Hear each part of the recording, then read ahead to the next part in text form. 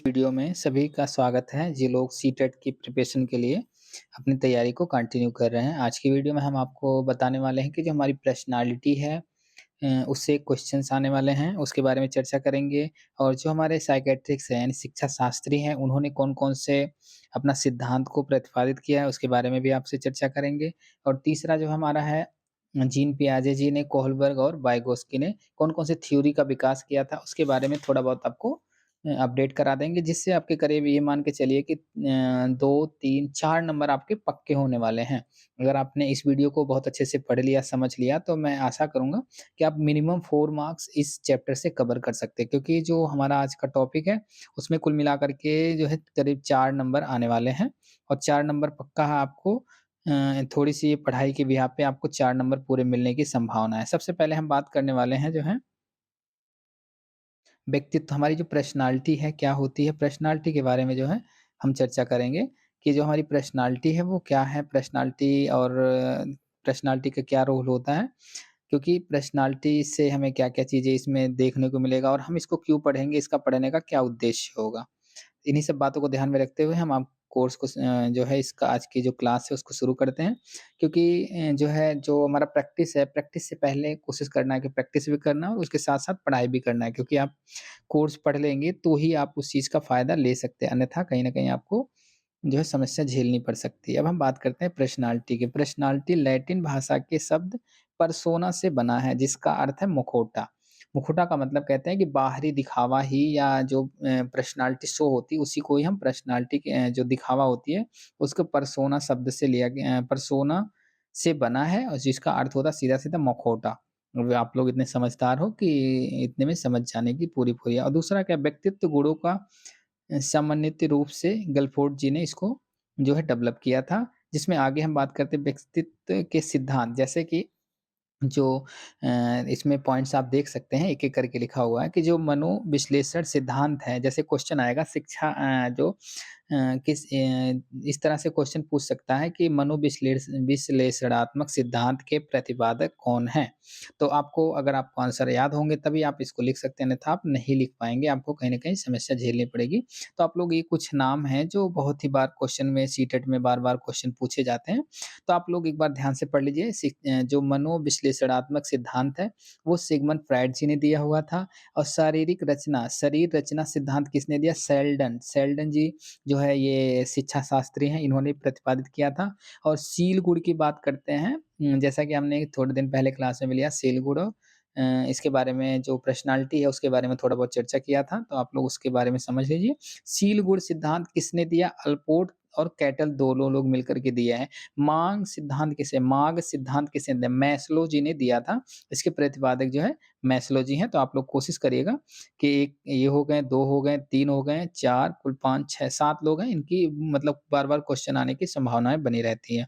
तीसरा है परिस्थितिवाद, किसने दिया? गर्डन मर्फी जी ने दिया था। और अगला है अस्तित्ववादी सिद्धांत, किसने दिया? कार्ल रोजर्स ने दिया। तो आप लोग को ध्यान रखना होगा, ये क्वेश्चन बार-बार इसको रिपीट करता है, तो आप लोगों को ये करीब 5-6 हैं, इनको याद ज़रूर कर लीजिएगा। क्योंकि जो हमारा मेन सिद्धांत है कि अगर आपको याद हो जाएगा तो शायद ये 1 नंबर आपके पूरी तरह से कन्फर्म हो जाए, क्योंकि हमें 1-1 नंबर ही जो है व्यवस्थित करनी होगी। जो हमारा पेडालॉजी बिहाफ़ है, 15 नंबर आपकी पेडालॉजी होती है और 15 नंबर हमारे थोड़े ऐसे क्वेश्चन्स आते हैं जो हमारे याद किए हुए चीज़ों को शामिल किया जा सकता है। अब हम बात करते हैं जो सिगमंड फ्रायड जी ने जो प्रतिपादित किया था उसके बारे में, जो आगे दिख भी रहा है स्क्रीन पे कि मनोविश्लेषणात्मक सिद्धांत क्या है? आपको पता होना चाहिए कि ये सिद्धांत क्या था, इन्होंने किस पे अपनी रिसर्च करी हुई थी, उसके बारे में हम इस वीडियो में आगे चर्चा कर रहे हैं। तो जैसा कि ऑन स्क्रीन आपको दिखाई भी दे रहा है कि प्रतिपादन किसने किया? सिगमंड फ्रायड जी ने किया। मुख्यतः प्रत्यय क्या है? इसके बारे में आगे दोनों चीज़ों पे हम चर्चा करेंगे। पहला है अचेतना। अचेतना मन का मतलब क्या हुआ कि जहाँ पे कोई हम एक क्लियरिटी नहीं हो पाती, अचेतन मन में है कि वो कोई भी चीज़ को हमें आइडेंटिफ़ाई करने में कहीं न कहीं कठिनाइयों का सामना कर सकता है। दूसरे नंबर पे आता है हमारे जो मन है, विचार हैं, वो किस तरह से कार्य करते हैं, उसमें दूसरा पॉइंट में दिया गया है इदम, ईगो और सुपर ईगो। इससे ये ध्यान रखिएगा कि हम इसमें क्वेश्चन पूछता है, क्वेश्चन के बिहाफ़ पे ही जो है आपके इसमें से क आदम है इदम है यानी ईगो है, आईडी, ईगो, सुपर ईगो ये 3 स्थिति होती है, जो हमारा चेतन कार्य करता है, हमारा दिमाग, मन, परिस्थिति काम करता है। जैसे किसी कार्य को करने के लिए कभी-कभी मन करता है, हाँ जी ये ऐसा कर लो या कई बार होता है नहीं जी ऐसा नहीं करना है। तो कई बार हमारा जो ये मन है, वो कहीं न कहीं विचलित होने की संभावनाएँ बन जाती है। तो इसके बारे में भी जो है हम इसी बारे में ही बताना चाह रहे हैं, जिससे आपको कन्फर्म हो जाए कि ये है क्या चीज़ और कैसे कार्य करता है। तो हम आगे एक मैप के माध्यम से दिखाना चाहेंगे कि जो है मैप में साफ-साफ दिख रहा है, तो आप देख सकते हैं। एक ट्रायंगल बनाई गई है। ट्रायंगल में दिखाया गया है कि सबसे ऊपर दिखाया गया है चेतन मन को, उसके बाद बीच में जो है अर्धचेतन और लास्ट में अचेतन मन दिखाए गए हैं। तो इसका मतलब ये हुआ कि जो हमारा ब्रेन है, हमारी माइंड है, वो किस प्रकार से कार्य करती है और कार्य करना चाहती है, जिसमें हमारा मन, विचार किस प्रकार से जो है बैलेंस किया जा सकता है। क्योंकि कई बार होता है कि हमारे मन में ईगो भी होती है, तो हमारा ईगो हर्ट हुआ तो जी हम नहीं, बिल्कुल नहीं करेंगे। तो इस तरह से कहीं न कहीं हमें उसके बारे में जानना अवश्य ज़रूरी है। और दूसरे में हमें चार्ट दिखाया गया, जो हमारा ईगो है, ईगो को सबसे पहले इन्होंने मेन पॉइंट में रखा है और इदम को और सुपर ईगो को साइड-साइड में रखा है। कई बार होता है कि हमारे मन में किसी ने कुछ कार्य के लिए बोला, तो हमारे जो ईगो हैं, ईगो कहती है नहीं जी हमें तो नहीं करना है, हमें ऐसा नहीं करना। लेकिन हमारा जो अ अ, इदम है, इदम कहता नहीं जी इस कार्य को कर लेंगे, हो सकता है तो हमें इसकी बिहाफ़ पे कुछ न कुछ आगे सफलता मिल सकती है। तो जो हमारा कॉम्बिनेशन है वो इसी बिहाफ़ पे ही कार्य करता है, तो कोशिश करना आपको कि इनकी जो थ्योरी है उसके बारे में थोड़ा बहुत जानना, क्योंकि हम इस वीडियो में ज़्यादा थोड़ा-थोड़ा ही आपको बताना चाहेंगे जिससे आपको थोड़ा आपकी क्लियरिटी हो जाए। मैस्लो का मांग सिद्धांत किसने दिया? वो उनका जो स्तर था वो किस प्रकार से है, इसके बारे में बहुत अच्छी थ्योरी उन्होंने डेवलप किया था मैस्लो का मांग सिद्धांत। तो इसमें हमारी जो सोचने-समझने की या विचारधारा की जो विषय होता है, इसमें एक उम्र के हिसाब से, एक आयु के वर्ग के हिसाब से हमारी हर चीज़ का विकास होता है। उसी संदर्भ में बात की गई है उच्च स्तरीय आवश्यकता जो माँग पूर्ति यानी कि जो मास्लो जी ने थे, उन्होंने किस जो थ्योरी पे थे, उसके बिहाफ़ पे इन्होंने अपनी थ्योरी जो है डेवलप की थी। तो उसका था माँग पूर्ति सिद्धांत, जिसमें कहते हैं कुछ लोगों के पास एक कहते नहीं कि उच्च स्तरीय आवश्यकता है और कुछ लोगों के निम्न स्तरीय आवश्यकता है। यानी कि कुछ को रोटी, कपड़ा और मकान ही चाहिए, कुछ लोगों को बा गाड़ी, बंगला, घर और मतलब बहुत ही स्टैंडर्ड लाइफ़ चाहिए। तो 2 तरह के लोगों पे उन्होंने रिसर्च किया, जिसके बारे में इसमें लिखा गया है। पहला है आत्म-सिद्धि आवश्यकता के लिए सम्मान आवश्यकता है, सामाजिक 2 जिसमें दिया गया है जो उच्च स्तरीय हो कि आत्म-सिद्धि के लिए यानी कि हाँ जी, हमें बहुत बड़ा काम करना है जो अपनी आत्मिक सिद्धि की आवश्यकता के लिए होती है। दूसरा इसमें पॉइंट दिया गया है स्व-सम्मान के लिए यानी कि अपने सेल्फ कॉन्फिडेंस या रिस्पेक्ट के बिहाफ़ पे कुछ लोग काम करते हैं। लेकिन जो हमारा निम्न स्तरीय आवश्यकता है, उसमें आती है सामाजिक आवश्यकता, सुरक्षा आवश्यकता और दैहिक आवश्यकता यानी कि रोटी, कपड़ा और मकान। यानी कि जो हमारी जो निम्न स्तरीय आवश्यकता है, वो 3 ये नीचे के हो गए और 2 ऊपर वाले जो हमारे उच्च आवश्यकता वाले हो गए। अब हम आगे बात करने वाले हैं व्यक्तित्व को प्रभावित करने वाले कारक। इसमें 2 कारक आते हैं। पहला है जैविक, जैविक को जिसको हेरिडिटी बोली जा सकती है और दूसरा हमारा एनवायरनमेंट। व्यक्तित्व को प्रभावित करने वाला कारक कई बार क्वेश्चन में आता है, तो आप लोग इसको भी ध्यान से एक बार देख लीजिएगा, जिससे आपको कोई प्रॉब्लम ना हो और आप इसको आंसर आप आसानी से लिख सकते हैं। तो जैविक में हमारा हेरिडिटी के बारे में चर्चा की जाती है और वातावरण में कौन-कौन आता है? हमारा परिवार, आर्थिक स्थिति, विद्यालय, जनसंचार, धर्म और संस्कृति हमारी आती है। और बाकी और भी कुछ सारी चीज़ें हैं कि जिसके बारे में हम आगे बात करने वाले हैं आपसे। नीचे दिया गया है इसके बारे में आप लोग पढ़ लीजिएगा, इतनी इस इम्पोर्टेंट नहीं है। नीचे जो हमारा अगला आ रहा है इसके बारे में बहुत ज़्यादा इम्पोर्टेंट है, व्यक्तित्व का वर्गीकरण यानी कि जो हमारा व्यक्तित्व है, उसका वर्गीकरण यानी कि शिक्षा शास्त्री कौन थे? उन्होंने कौन-कौन सी बातों पे अपने विचार रखे थे? जैसा कि ऑन स्क्रीन दिखाई भी दे रहा है आप लोगों को, तो आप लोग इसको एक बार ध्यान से देखिएगा और पढ़िएगा भी। व्यक्तित्व का वर्गीकरण इसका मतलब हुआ विचार शक्ति के आधार पर जो शिक्षा शास्त्री यानी कि जैसे एक सेंटेंस पूछ लिया, विचार शक्ति के आधार पर शिक्षा शास्त्री का नाम दे देगा, तो आप उसके सामने जैसा कि लिखा हुआ थॉर्नडाइक जी ने कहा था, विचार शक्ति के आधार पर व्यक्तित्व का वर्गीकरण किया गया है। दूसरे नंबर पे शरीर के आकार प्रकार के आधार पर वार्नर जी ने जो है कहा था कि शरीर के आधार पर जैसे अलग-अलग सबकी अपनी स्ट्रक्चर है। आप लोग ऐसा भी देख सकते हैं, इसके ऊपर वाले जो हमारा हेड यहाँ बना हुआ है, इसमें भी समझ सकते हैं कि इनकी अलग-अलग क्या विचारधाराएँ हैं, सबके बारे में सूची बनाई गई है, उसको भी आप पढ़ सकते हैं। लेकिन हमारे जो पेपर में आने वाले हैं, उसको आप ध्यान से इसको समझिएगा। तीसरे नंबर पे आता है हमारा स्वभाव के आधार पर, यानी कि जो स्वभाव है, जैसा कि हमने थोड़ी देर पहले भी बताया आपको कि जो हमारी सील गुण हैं, उनके किसने प्रतिपादित किया था, मांग पूर्ति सिद्धांत किसने दिया था और परिस्थितिवाद या अलग-अलग हमने इससे शुरू में वीडियो में आपको बताया हुआ है। उसी संदर्भ में कहा गया है कि जो व्यक्तित्व है, हमारी जो पर्सनैलिटी है, वो किस हिसाब से लोग देखते हैं। जैसे कुछ लोग हमारे शक्तियों के आधार पर देखते हैं, तो उसमें थॉर्नडाइक जी को याद रख लेना आप लोग और कुछ लोग कहते हैं शरीर के आकार के आधार पर, यानी कि हमारी बॉडी स्ट्रक्चर है, उसके आधार पर अगर बात की जाती है, तो वार्नर जी को आप याद कर लीजिएगा। और स्वभाव के आधार पे यानी कि हमारे जो स्वभाव है, हमारे विचार हैं, वो उनके हिसाब से अगर क्वेश्चन आता है, तो आप लोग आंसर्स लिखेंगे सेल्डन। सेल्डन जी ने जो है स्वभाव के आधार पर व्यक्तित्व का विकास किया है और जो अगला है, उनका नाम दिया गया है शरीर रचना के आधार पर। क्रैच मनमर जी ने जो है दिया था शरीर की जो स्ट्रक्चर है, उसके बिहाफ़ पे उन्होंने जो व्यक्तित्व का वर्गीकरण किया था। इसी तरह से आगे हम बात करने वाले हैं कि अलग-अलग जो परीक्षण है, उसके बारे में भी कई बार चर्चा कर लेता है। तो कोशिश करना होगा आपको कि उसको भी आपको जानना अति आवश्यक होगा।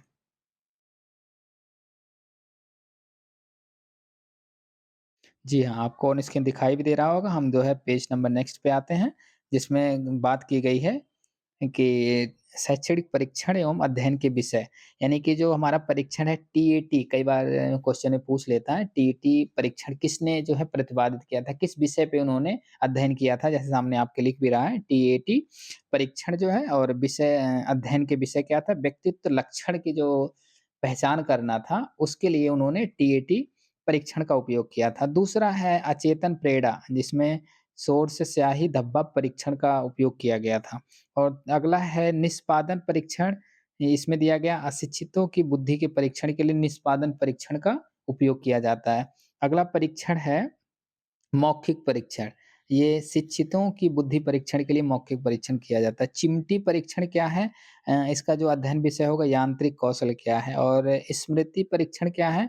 वो मेमोरी की बात की गई है, उसमें दिया गया है। अब आगे इसमें जो है, आगे ये भी दिख रहा है कि आगे आप देख भी रहे होंगे कि जो हमारा परीक्षण है, टीईटी परीक्षण किसने दिया था? क्योंकि इसमें कई बार उनके जो प्रतिपादक हैं, उनके नाम माँग क्वेश्चन पूछ लेता है, तो आपको ये बात जानना ज़रूर होता है कि टीईटी जो टीएटी परीक्षण है, वो किसने प्रतिपादित किया था? तो उसमें मॉर्गन व मरे जी ने इसको प्रतिपादित किया था। और एक है रेसो स्याही धब्बा का हरमन सोरसो जी ने प्रतिपादित किया था। तीसरा है सीएटी, इसको किसने दिया था? लियोपोल्ड ब्लैक जी ने दिया था। अगला है शब्द सहचर्य विधि, किसने दिया था? गल्टन विधि ने, जो उसमें 75 शब्द हैं और जो युग्म की संख्या है वो 100 है।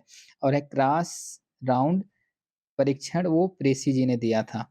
अगला है अंतर्मुखी और बाह्यमुखी, लेंडर और मेयर स्टोर एंड हिंडर्स जी ने दिया था। अगला है मोजे परीक्षण, किसने दिया था? मार्टिन एंड लेविन फील्ड जी ने दिया था। तो इस तरह से हमारा जो परीक्षण है उसके बारे में हमने चर्चा किया। अब हमें आगे बढ़ते हैं, ये बहुत ही इम्पोर्टेंट है कि जीन पियाजे जी, कोलबर्ग और वाइगोस्की ने करीब इससे 100% कई बार जीन पियाजे जी के 2 क्वेश्चन उठा लेता है और कई बार जो है कोलबर के एक एक क्वेश्चन तो पक्का है। इन तीनों में से ये मानिए चलो 4 नंबर आपके कन्फर्म होने वाले हैं। तो आप लोग इसको बहुत ही ध्यानपूर्वक पढ़िएगा और आपको याद भी होना चाहिए। शायद आपने कोई भी एक क्वेश्चन, कल भी हमने जो प्रैक्टिस सेट करवाया था, उसमें भी हमने बताया था कि जीन पियाजे जी के क्वेश्चन के जो उनके 4 सिद्धांत दिए गए थे, उसी सिद्धांत पे उन्होंने क्वेश्चन भी जो है दिया हुआ था। तो हम आगे बात करते हैं जीन पियाजे का संज्ञानात्मक विकास का सिद्धांत। विकास के सिद्धांत में उन्होंने क्या-क्या चीज़ें बताई थी, उसके बारे में हम आगे आपको बताते हैं। पियाजे द्वारा प्रतिपादित संज्ञानात्मक विकास की अवस्थाएँ, जैसा कि आपको ऑन स्क्रीन दिखाई भी दे रहा है कि जीन पियाजे जी ने जो अपने 4 अवस्थाएँ के बारे में जो है थ्योरी बनाई हुई थी, उसके बारे में आप देख सकते हैं। तो पहला है संवेदी प्रेरक, यानी कि सेंसरी स्टेज जो होती है, वो 0 से लेकर के 2 वर्ष तक का इन्होंने माना था और इसकी जो विशेषताएँ हैं, विशेषताओं के बारे में भी हम पढ़ के आपको बताते हैं कि 0 से जो 2 इयर्स के बच्चे होते हैं, वह शिशु संवेदी अनुभवों तथा शारीरिक क्रियाओं के साथ समन्वय करते हुए संसार के अन्वेषण करता है। यानी कि जो 0 से लेकर के 2 वर्ष तक का बच्चा होता है तो वो अपने शारीरिक क्रियाओं से सारे जो हमारे सांसारिक मोह माया या कोई भी चीज़ जानना हो तो फिज़िकल एक्टिविटी से ही अपने आप को सीखने की कोशिश करता है। दूसरे नंबर पे आता है पूर्व संक्रियात्मक, इसको बोलते हैं इंग्लिश में प्री ऑपरेशनल। और प्री ऑपरेशनल का जो ऐज होता है यानी कि उसको हिंदी में बोलते हैं पूर्व संक्रियात्मक अवस्था। कई बार क्वेश्चन पूछता है कि पूर्व संक्रियात्मक अवस्था के कौन-कौन से लक्षण होते हैं? तो उसमें आंसर दिया रहेगा, आपको आंसर के क्वेश्चन के आंसर्स लिखे रहेंगे, आंसर्स लिखा रहेगा तो आंसर के आप जवाब जब याद होगा तभी आप लिख सकते हैं। इसमें कहा गया है प्रतीकात्मक विचार विकसित करते हैं, वस्तु अस्थायित्व उत्पन्न होता है, बच्चा वस्तु के विभिन्न भौतिक गुणों के को समन्वित नहीं कर पाता। यानी कि जो 0 से लेकर के 7 इयर्स का बच्चा होता है, तो हर एक स्थिति में वो वस्तु का अस्थायित्व समझने लगता है कि जैसे गोल है, हाँ जी, ये गोल बोल देगा और कोई भी शेप्स होगा उसकी आइडेंटिफ़ाई कर सकता है, लेकिन उसकी भौतिक गुण यानी कि उसको बनाया कैसे गया उसके बारे में समन्वित नहीं कर पाता है। लेकिन ये है कि उसके ज़्यादा से ज़्यादा ये देखा गया है कि 0 से 2 वर्ष का जो बच्चा होता है, वो अपनी अस्थायित्व को जो है डेवलप कर चुका होता है, जीन पियाजे जी का ऐसा मानना था। अगला है प्री ऑपरेशनल हो गया, उसके बाद ऑपरेशनल है, यानी कि मूर्त संक्रियात्मक अवस्था। जैसा कि नाम से ही स्पष्ट है, मूर्त का मतलब कि ऐसी वस्तुएँ जिसको लीगली बच्चों को अगर दिखाया जाता है, उसके साथ-साथ क्या-क्या एक्टिविटी करना है, उसके बारे में हम आगे पढ़ते हैं, आप लोग को फिर दोबारा समझाते हैं। कहा गया है, बच्चा मूर्त घटनाओं के संदर्भ में युक्ति संगत तर्क कर सकता है और वस्तुओं को विभिन्न समूहों में वर्गीकृत कर सकता है। वस्तुओं की मानस प्रतिमा प्रत पर प्रतिवर्तनीय मानसिक क्रियाएँ करने में सक्षम हो सकता है। जैसा कि इसमें कहा गया है कि जो 7 ईयर से लेकर के 11 ईयर के बच्चे होते हैं, उसका नाम दिया गया है मूर्त संक्रियात्मक अवस्था। इस अवस्था में बच्चे को अगर कोई घटना या होने वाले कार्यक्रम या कुछ भी बारे में बताया जाता है, तो बच्चे बहुत ही अलग-अलग तरह से उसको तर्कपूर्वक क्वेश्चन भी करते हैं और उसको सीखते भी हैं और उनको विभिन्न समूह में अलग-अलग बाँट भी सकते हैं, ऐसा इनका मानना था। इन्होंने क्योंकि अपने बच्चों पे रिसर्च किया था, उसके बिहाफ़ पे इस जो है थ्योरी को उन्होंने डेवलप किया हुआ था। अब है लास्ट हमारा फॉर्मल, फॉर्मल का मतलब औपचारिक क्रियाएँ, जो 11 वर्ष से लेकर 14 वर्ष तक की अवधि तक माना जाता है। इसमें बच्चा किशोर तर्क का अनुप्रयोग अधिक अमूर्त अधिक अमूर्त रूप से कर सकता है, परिकल्पनात्मक चिंतन विकसित करता है। यानी कि इनमें जो ये जो उम्र होती है, इसमें बच्चा हर तरह से एक्टिव हो जाता है और ज़्यादा से ज़्यादा तर्क-वितर्क वाले क्वेश्चन या उसकी कल्पना करके, चिंतन करके उस कार्य को सीखता है। तो मैं आशा करता हूँ कि जीन पियाजे जी के इन चारों सिद्धांत को ध्यान में रखते हुए आप लोग इसके क्वेश्चन बिल्कुल आसानी से कर सकते हैं। अगर आप इन चारों पॉइंट को आपको याद कर लेंगे तो इनके भी क्वेश्चन आप आसानी से बहुत ही ध्यानपूर्वक करेंगे तो आसानी से इसको कर सकते हैं। अब हम बात करने वाले हैं कोहलबर्ग का नैतिक विकास का सिद्धांत। ये बहुत ही इम्पोर्टेंट है। जैसा कि हमने बताया जीन पियाजे जी, कोहलबर्ग और वाइगोस्की इनसे मिला करके आप ये मान के चलो करीब 3 से 4 नंबर आपके 100% पक्का है कि अगर आप इसको अच्छे से तैयारी कर लेंगे तो आपको पूरे-पूरे नंबर मिलने के पूरे चांस होते हैं। अब हम बात करते हैं कोहलबर्ग का नैतिक विकास का सिद्धांत। इन्होंने जो अपना थ्योरी था या सिद्धांत थी, उसके बारे में इन्होंने 3 स्टेज में अपनी थ्योरी पूरी एक्सप्लेन की थी, जिसमें पहला स्टेज है कन्वर्सनल लेवल। इसमें इन्होंने जो है इसका नाम दिया था पूर्व परंपरागत स्तर। तो इसमें जो हमारा पहला इन्होंने जो स्तर दिया हुआ, इसमें करीब इन्होंने 2 बात को ज़िक्र किया। पहला है जिसका नाम दिया गया आत्म केंद्रित निर्णय यानी इगोसेंट्रिक जजमेंट। तो पहला है जिसमें दंड तथा आज्ञा पालन अभिमुखता यानी कि कोई भी कार्य किया अगर उसमें कुछ कमी या गलती हुई तो दंड के जो है दंड और यांत्रिक की बात की जाती है तो ध्यान रखना कि अगर क्वेश्चन में दंड तथा आज्ञा पालन और या फिर सॉरी यांत्रिक सापेक्षिक अभिमुखता की बात की जाती है, तो ध्यान रखना कि इसके आंसर में सामने लिखा होगा कि ये कौन से ऐसे क्वेश्चन पूछता है कि आप लोग कई बार क्वेश्चन आप कोई भी प्रैक्टिस सेट उठा करके देखिएगा, तो क्वेश्चन किस तरह से पूछता है उसको भी आप इसमें देख सकते हैं। क्योंकि मैं अगर बैक करता हूँ, दिक्कत हो जाएगी, फिर आगे हमें वापस लाने में दिक्कत आती है, नहीं तो हम इसको वीडियो भी दिखा देते हैं। दूसरे नंबर पे आता है कि परंपरागत स्तर, इनका एक अलग-अलग लेवल्स होते हैं, उसके बारे में इन्होंने चर्चा की है। तो हम अगर परस्पर एक स्वरूप अभिमुखी की बात करें या संरक्षक अभिमुखता की बात करें, तो ये जो है हमारा लेवल 2 में आएगा। लेवल 2 और लेवल 1, लेवल 3 इसके बारे में हमें अच्छे से आपको जानकारी होना चाहिए, जिसके बारे में आप इसको याद करके भी इसको लिख सकते हैं। अगर याद हो जाएगी तो शायद आप क्वेश्चन के जवाब आसानी से लिखते हैं। पहला हमारा है प्री कन्वर्सेशनल लेवल है, उसके बाद कन्वर्सेशनल है और उसके बाद लास्ट है पोस्ट कन्वर्सेशनल लेवल। तो ये हमारे ये तीनों अलग-अलग स्तर हैं, जिसके बारे में ज़िक्र की गई है। तो हमारा टोटल 1, 2, 3, 4 कुल मिलाकर के 6 पॉइंट्स के बारे में उन्होंने ज़िक्र किया है और हमारा जो पोस्ट है वो सामाजिक अनुबंधित विधि समानता विमुखता है और सार्वभौमिक नैतिक सिद्धांत अमुखता है। तो इसमें जो अगर एक क्वेश्चन में जैसा कि क्वेश्चन पूछता है कि पोस्ट यानी उच्च परंपरागत स्तर किसे कहा जाता है या किसके अंतर्गत शामिल है? ऐसे क्वेश्चन में दूसरा क्वेश्चन ऐसे पूछता है कि कोहलबर्ग के कौन से सिद्धांत के अंतर्गत पूर्व परंपरागत स्तर शामिल है? इसमें आंसर दिया रहेगा तो आपको याद होना चाहिए। अगर आप याद करेंगे इन सबको तो आसानी से उसके जवाब लिख सकते हैं, अन्यथा शायद आपको कठिनाइयों का सामना करना पड़ सकता है। आगे फिर हम चलते हैं। चलिए, इसके बारे में जो हमने आज पढ़ाया है, इसके बारे में आप लोग एक बार दोबारा से पढ़ लीजिएगा, समझ लीजिएगा, वीडियो को खोल कर के या साउंड इसकी सुनना ज़रूरी है और हम आगे बात करने वाले हैं बौद्धिक तथा नैतिक विकास के सोपान के संदर्भ में। जैसा कि हमने तीनों जो है साइकियाट्रिक्स हैं, शिक्षा शास्त्री उनके बारे में चर्चा किया। पहला है जो है पियाजे जी के अनुसार, दूसरा पियाजे के अनुसार, पियाजे के अनुसार और कोहलबर्ग के अनुसार। तो इसमें जो अलग-अलग उनकी राय थी उसके बारे में जैसा कि ऑन स्क्रीन दिखाई दे रहा है कि पियाजे के अनुसार जो उनकी भौतिक विकास के हिसाब से देखा गया, तो उसके बारे में लिखा गया जिसमें बौद्धिक विकास सॉरी भौतिक नहीं, बौद्धिक विकास के बारे में चर्चा की गई है। उसमें चारों पॉइंट्स की चर्चा की गई है जिसमें पहला है मोटर स्किल भी कह सकते हैं, सेंसरी अवस्था भी कह सकते हैं, दूसरे नंबर पे पूर्व संक्रियात्मक अवस्था, तीसरा मूर्त संक्रियात्मक अवस्था और चौथा जो है औपचारिक जो कि हमने इससे पहले आप लोगों को चर्चा में शामिल किया। अब इनके जो नैतिक विकास की जो स्थिति है उसके बारे में दूसरे वाले पॉइंट में शामिल किया। जैसे नैतिकता, यथार्थवाद, उसके बाद नैतिक नैतिक समानता और नैतिक सापेक्ष के बारे में चर्चा किया। अब इन्होंने जो कोहलबर्ग जी ने नैतिकता के बारे में बात की गई है, तो उन्होंने आगे जो है लिखा भी है, आप लोग देख सकते हैं कि पहला जो है विकास के सोपान जो हैं इनके क्या-क्या हो सकते हैं। पहला है आत्म केंद्रित निर्णय लेना यानी कि दंड तथा आज्ञा पालन का विमुखता, उसके बाद यांत्रिक सापेक्ष विमुखता, परस्पर एक स्वरूप अभिमुखता, अधिकार संरक्षण अभिमुखता, सामाजिक अनुबंध और विधि समान अभिमुखता और लास्ट जो है सर्वनैतिकता विकास के बारे में इन्होंने चर्चा की है। और लास्ट हमारा हम आते हैं लेह बाइगोस्की जी। लेह बाइगोस्की जी ने एक अच्छी सी थ्योरी को विकास किया था, जिसके बारे में आप लोग इसको शायद वीडियो को देख कर के पढ़ सकते हैं, जिससे आपको आसानी से इसके बारे में थोड़ा बहुत पता लग जाएगी। इनके क्वेश्चन के आप जवाब दे सकते हैं। लेह बाइगोस्की जी ने बात की थी ज़ेडओपी के बारे में। ज़ेडओपी क्या है? ज़ेडओपी आपको ऑन स्क्रीन आपको दिखाई दे रहा होगा, यहाँ पे देख सकते हैं। ज़ेडओपी एक क्वेश्चन में आता है कई बार, तो हमें शायद समझने में कहीं न कहीं कठिनाइयों का सामना करना पड़ सकता है।